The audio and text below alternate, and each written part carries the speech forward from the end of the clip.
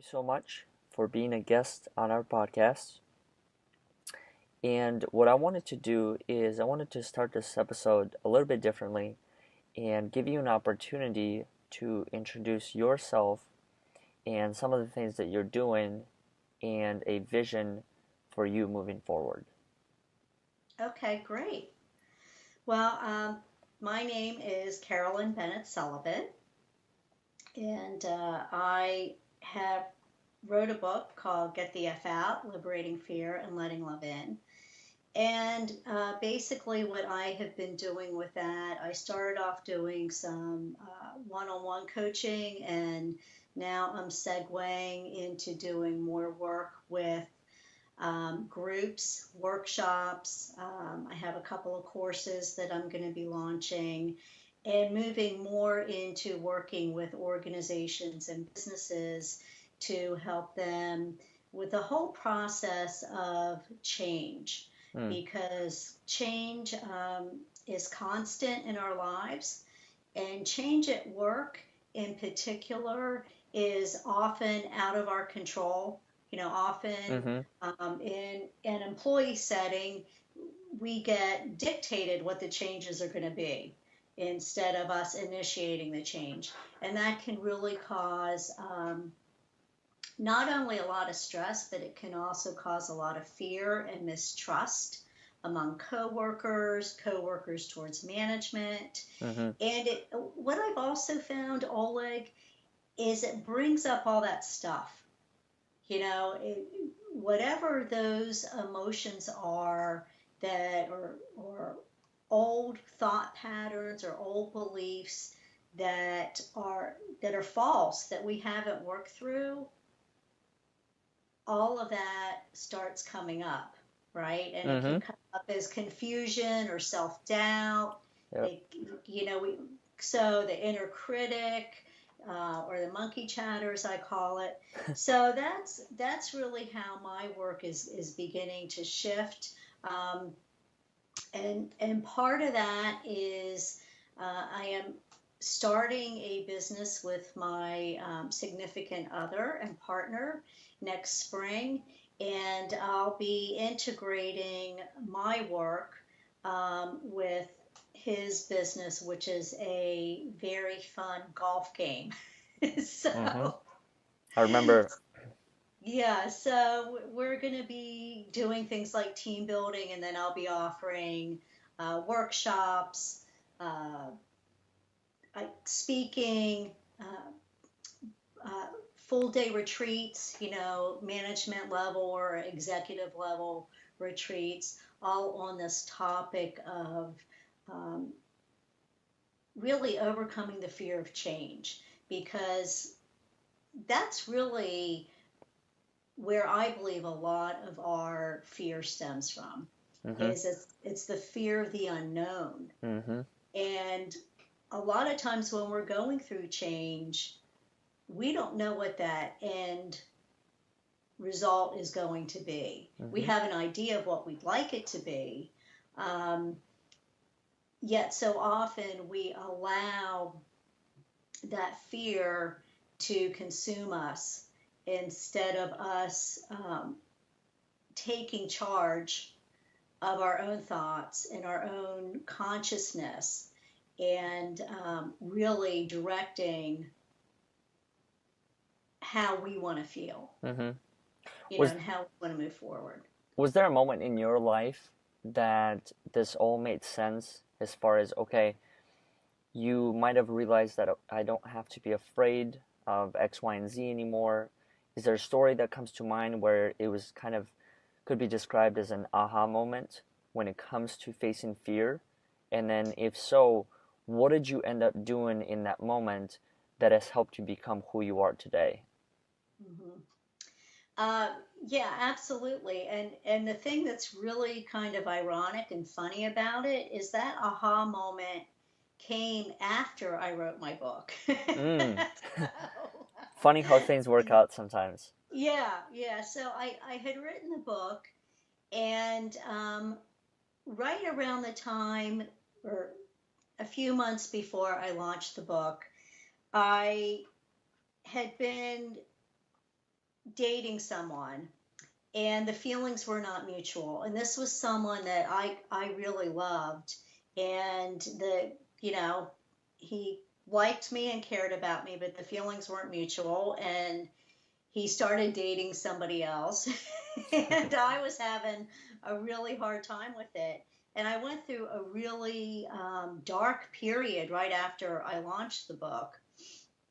And it was almost like it was really such a blessing, though, Oleg, Mm-hmm. because it was like the universe came to me and said, "You know this stuff in your head, but are you living it?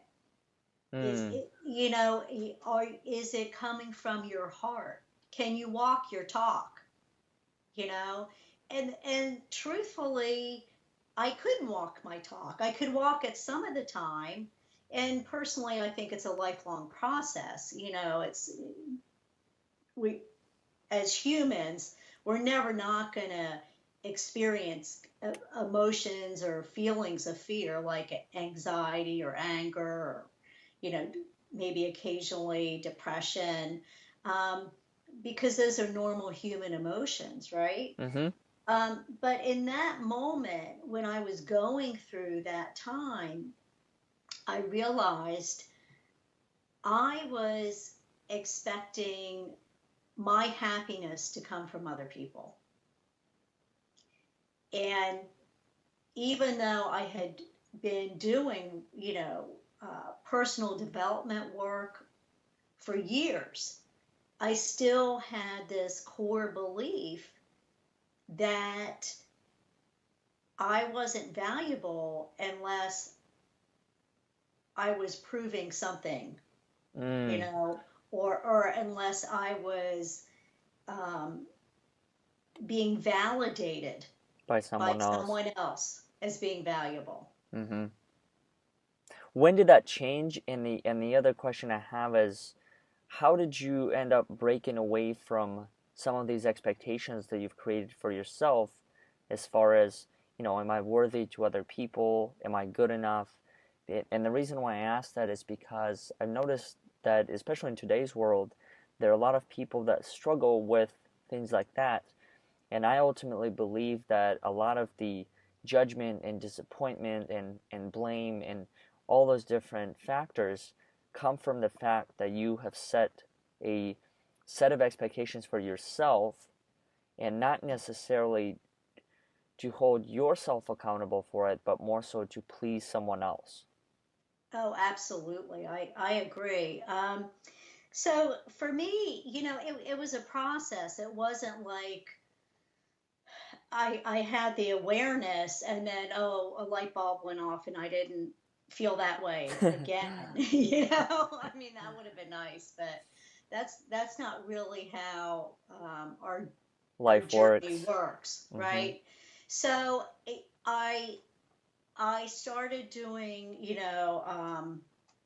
developing a very strong spiritual practice of, meditation.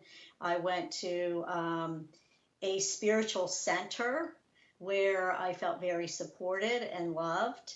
And so it was really a process of, like, peeling away the onion skin, Mm-hmm. layer after layer. And I'm sure that there's still some layers that I haven't gotten to yet. Okay. Um, but it was a consistent practice, Oleg. I made a commitment to myself to say, inherently, I know that I am worthy and valuable. Mm-hmm. We are born worthy and valuable. And what happens, though, is we begin to believe these stories. And they could be stories from experiences in childhood, right? Um, so it's really a matter of committing to it and staying with it. And then during those processes, um, you gain more clarity and you gain more self-awareness, and you realize, wait a second, these are stories. Let me question this story when it comes up. Mm. So if I start feeling insecure about something, well, is that really true? Mhm. And why am I believing it? And what old story am I allowing to run in my head that's really false? And I have the power to change that story. And from that comes forgiveness. Forgiveness to ourselves and also to others who maybe had hurt us, in the Mhm. past. Um, and that's really empowering when you can let go of the blame and really take responsibility and say, okay, well, number one, what was my part? Did I have a part in this? And why am I choosing to still be a victim?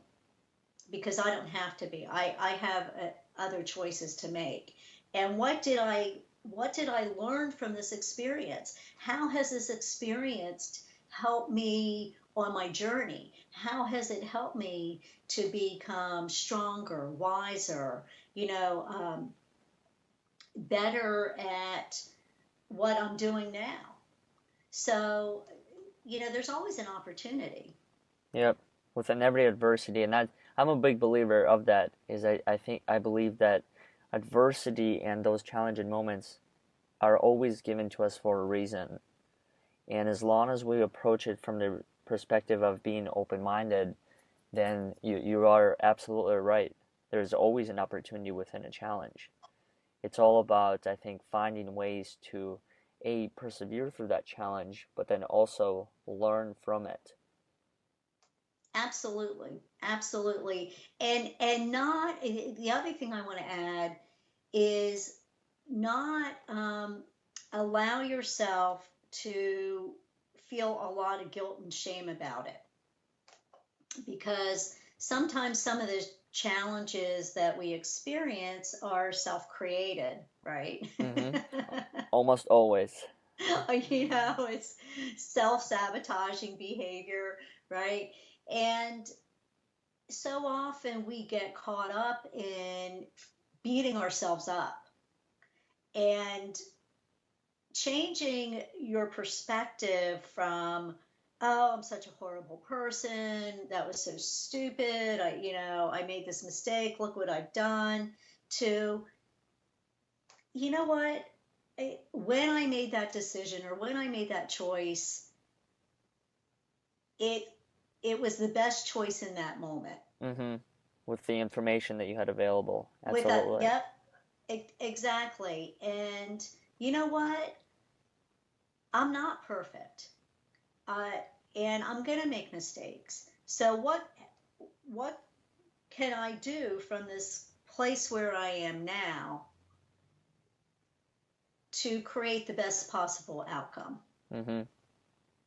You bring up a lot of good points, and one of the areas that I would like to focus on is actually the routines that you have developed for yourself that have allowed you to care for your being.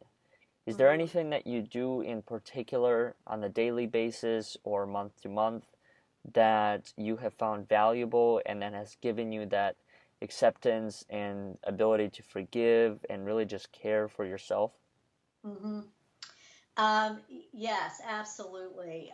I would say that my spiritual practice is probably the most important thing that I do for myself. So I meditate routinely. I have spiritual readings that I read on the daily. Um, and if not on the daily, at least 5 days out of the week. I take time to journal, Mm-hmm. even if it's only for 5 to 10 minutes.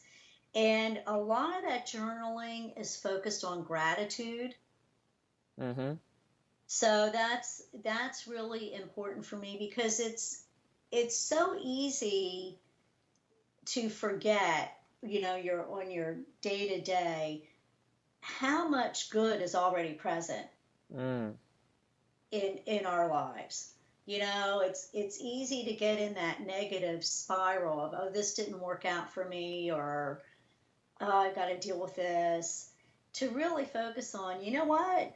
You know, I may have this one area of my life where maybe I have a challenge or I'm struggling, but really, 90 to 95% of my life is really good. Mm-hmm. Mm-hmm. So that's really important for me. I exercise. I'm a big proponent of really, self care, mind, body, spirit. So I eat healthy food most of the time. I take time for myself, downtime. A lot of people are so busy, our schedules are so busy that we don't do that. And just those types of activities really help to keep me grounded. And I also, like when I find myself getting off kilter, which I Mm-hmm. do, We I'm all not, do. yeah, of course I do at times. I do what I need to do to get myself back into a state of feeling grounded and peaceful. Mm. Because when you're in a state of anxiety or overwhelm is probably the biggest thing that I deal with personally. I have all these things to do, and then I start getting overwhelmed, thinking about it. Mm-hmm. it it's bringing yourself back to that present moment. Okay, I don't have to think about the five other things I need to do in 2 hours. Let me just focus on what I'm doing now. Let me take some deep breaths and bring myself back and remember that I am inherently connected to something greater, much greater than me, whatever you want to call that. Well, some people call it God, some people call it spirit or source or my higher power. And that infinite wisdom that's within me is going to guide me Mm-hmm. if I allow it. But when I'm panicked, I'm not open to hearing. I'm not open to being guided because I'm in a state of fear. Mm-hmm. So let me bring myself back, take some breaths. Okay, what's the next step? That's powerful. I believe that's in my eyes that's a perfect segue into your work, because what you just said, based on my understanding, it's really just letting love in and understanding and slowing down. So what I wanted to do is actually ask you, why did you end up writing "Get the F Out," liberating fear and letting love in? And the second part of that question is, if you were to rewrite the book, knowing what you know today, what would you include? Okay, great. Um, well, I wrote the book because I got divorced in 2010. And that was a really dark period for me. Um, and it wasn't so much actually getting divorced because my marriage had been like a slowly sinking ship for years that finally imploded in 2009. Mm-hmm. So there was actually a sense of relief. But my self-esteem was really low. Felt broken. I felt like I had been, um, really disappointed my husband. I hadn't been a good wife. That, I'd let my daughter down. Um, and I was also financially struggling. So during the next few years, I really worked to improve myself and to improve my life.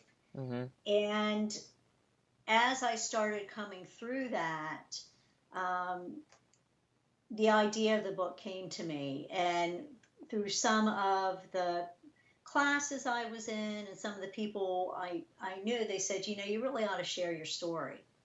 You ought to share your story of what you've learned through this process. Because one of the things I realized, Oleg, was that fear had driven my life. Mm-hmm.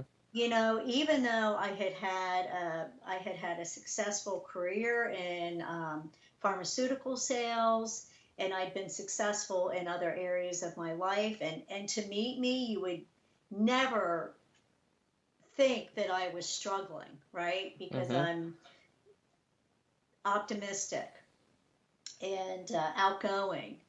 Um, but there were times during that period that I really contemplated suicide. Now, I didn't want to do that to my daughter.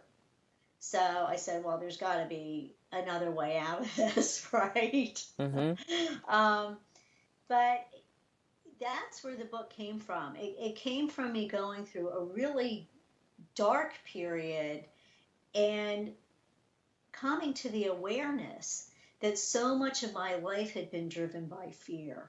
And that fear really stemmed from, well, some of the messaging I got growing up, but also it stemmed from my own lack of self love and self worth. Mm-hmm. So that's really how the book came about. And what would I do differently if I were to rewrite it now? Um, I would include more about the power of our thoughts and how not only how powerful our thoughts are, but how powerful we are to consciously choose our thoughts and our thinking.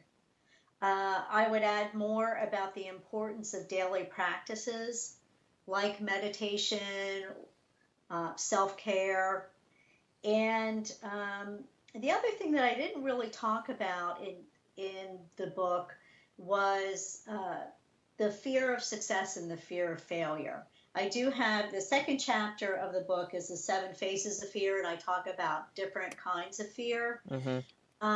But I really didn't include that, and I think that I would definitely include that and how to work through that and navigate through that, because I think that that is something that holds a lot of people back. Mm-hmm. So I would delve more deeply than I did in the book, um, into the topics. What is that? Just a brief note. What in your eyes, where does that fear come when it comes to failure or success? What ultimately guides it within us, and what can we do to maybe not prevent it, but more so, I think, accept it and Mhm. understand that it's part of the process that'll help us move on. Right, exactly. Well, I think all fear stems from our egoic mind, from the ego, um, because the ego, you know, the purpose of the ego is to protect us, Mm-hmm. fight or flight, right? Mm-hmm. However, in day to day life, the ego doesn't know the difference between fight or flight and us deciding, am I going to go for this job position? Am I going to put myself out there and apply for this speaking application, or go after, um, ask the person I want to go out on a date with, have the courage to ask them out and face, a rejection, right? So the ego doesn't know the difference. So it really it stems from our egoic mind, and then a belief that, well, I'm not worthy, I'm not valuable, and my worth and value is based on the outcome of this particular situation or experience, which it's not. Mm. right? So Mm-hmm. it's, our value, we're always valuable. We're always valuable. So working through that fear of failure, or fear of success, is being able to say, what if I don't do this? And what's the worst that can happen if I do? And is it going to kill me? And the majority of the time, I mean, if it's going to kill you, don't do it, right? But could you potentially feel embarrassed? Sure. But is that going to kill you? No. And are you going to be stronger because of it? Are you going to learn something because of it? Yeah, you Absolutely. are. So it's really asking yourself those questions and realizing that the fear that you feel around that is really an illusion. Mm-hmm. Final thought for today's episode, and this is a question I ask all of our guests. What or who are you grateful for today? Oh my gosh, how much time do you have? All the time in the world. uh, um, I am grateful for so much. I'm really, I'm grateful for, first and foremost, the relationship that I have, with my own inner being, with Source, and that I make that a priority. Um, I'm I'm really grateful for, uh, all the experiences that I've had in my life, and particularly the painful ones, Mm-hmm. because when you're going through a painful situation, it's like hell when you're going through it, and you just want to get out and be on the other side of it. But you learn so much. And when you do come out on the other side of it, it's like, wow, look at how far I've come. Look at what I learned. Look at that, I have a whole different perspective. So I'm really grateful for that.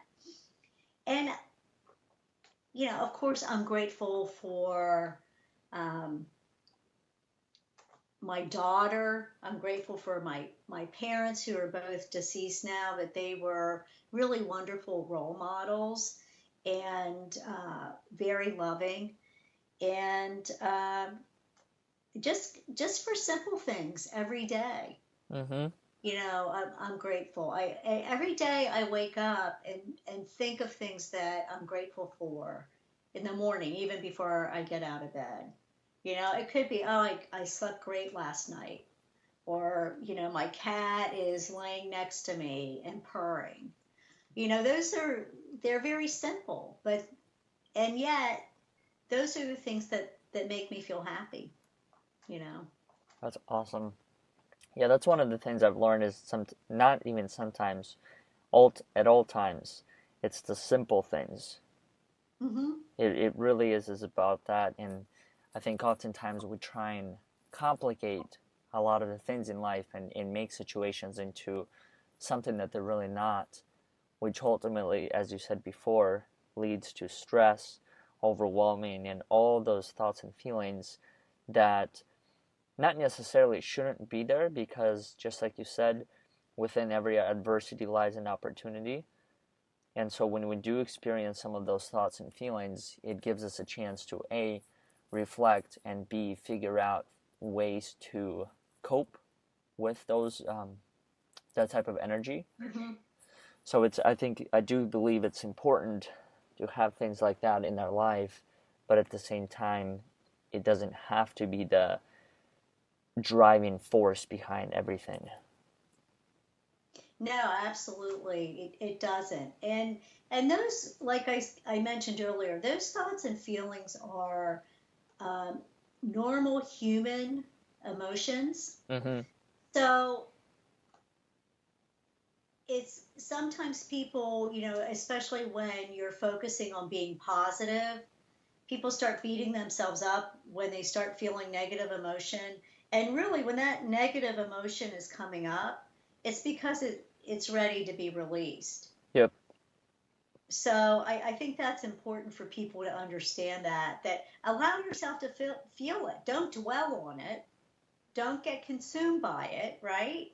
Mm-hmm. But allow yourself to feel it and then let it go. It's beautiful.